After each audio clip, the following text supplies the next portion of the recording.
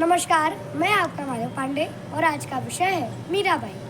मीराबाई को गुजराती कवयित्री माना जाता है क्योंकि इनकी काव्य की भाषा में गुजराती, पूर्वी, हिंदी तथा पंजाबी के शब्दों की बहुतायत है। पर इनके पदों का प्रभाव पूरे भारतीय साहित्य में दिखला देता है। इनके पदों में अलंकारों की सहजता और गहनता बड़ी ही अद्भुत है, जो कि सर्वत्र माधुरी गुण से उत्पन्न है।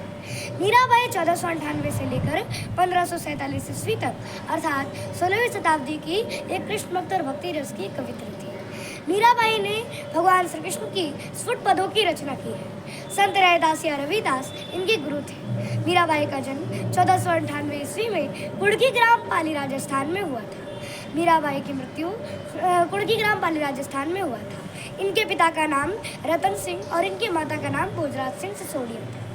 कविता और कृष्ण भक्ति के कारण इन्हें पूर्ण रूपेण प्रसिद्धि मिली। मीराबाई की मृत्यु 1547 ईस्वी में द्वारिका गुजरात सल्तनत में हुई थी। मीराबाई जोधपुर राजस्थान के मिड़वा राजकुल की राजकुमारी थी और वे मिड़वा महाराज जी के छोटे भाई रतन सिंह की एकमात्र संतान थी। जब मीराबाई केवल 2 वर्ष की थी तो उनकी माता की मृत्यु हो गई थी और उनके दादाजी के द्वारा उनका पालन पोषण हुआ। मीराबाई ने भगवान श्री कृष्ण की ऐसी भक्ति की कि वो अपने आप को श्री कृष्ण के चरणों में विलीन कर दिया। कि राधा को कृष्ण की देह मिली, बिन देह के नेह निभा गई मीरा। ब्रजभूमि में राधा ने रास रचा तो मरुभूमि में कुंज खिला गई मीरा। कृष्ण ने द्वापर में राधा को गाया तो कलयुग में कृष्ण को गा गई मीरा। और कृष्ण के प्रेम पर राधा का कर्ज था, राधा का कर्ज चुका गई मीरा।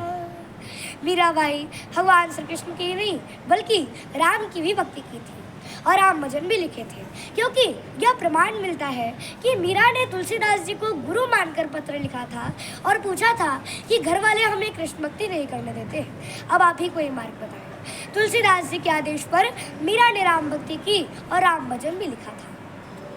कि पायो जी मैंने राम रतन धन पायो जी मैंने राम रतन धन पायो। बचपन से ही कृष्ण भक्त थी मीरा, अर्थात ऐसी मान्यता है कि मीराबाई जब 2 वर्ष की थी तो उनकी माता की मृत्यु हो गई थी। कि बचपन से ही कृष्ण भक्त थी मीरा, अर्थात ऐसी मान्यता है कि मीराबाई जब छोटी थी तब पड़ोस में एक बारात आई तो मीरा ने अपनी दादी से बड़ी कोमल वाणी में पूछा कि दादी ये सब क्या है। तो दादी और चाची ने बताया कि ये दूल्हा है, शादी हो रही है। तो फिर मीरा ने पूछा कि मैं क्या हुआ। हाँ